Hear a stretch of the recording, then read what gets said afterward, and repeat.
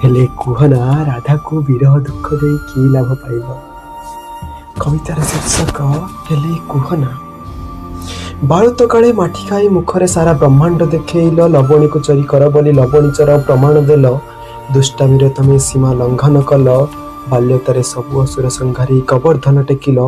ଗ୍ରାମର ଦୁଃଖ ବିନାଶୀ ଗପର ରକ୍ଷକ ସାଜିଲ, ଯୌବନତାରେ ବଂଶୀ ବଜେଇ ସବୁ ଗୋପୀଙ୍କୁ ମୋହିଲ। ହେଲେ କୁହନା ରାଧାକୁ ବିରହ ଦୁଃଖ ଦେଇ କି ଲାଭ ପାଇଲ।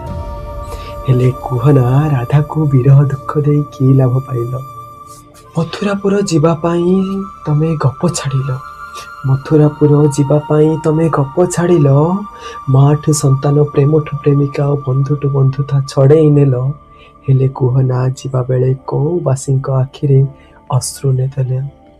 ହେଲେ କୁହନା ଯିବା ବେଳେ କୋଉ ବାସୀଙ୍କ ଆଖିରେ ଅଶ୍ରୁ ନେଦେଲ। ମଥୁରାରେ କଂସବଦ୍ଧ କରି ରାଜ୍ୟ ଜିଣିଲ, ମଥୁରାରେ କଂସବଦ୍ଧ କରି ରାଜ୍ୟ ଜିଣିଲ।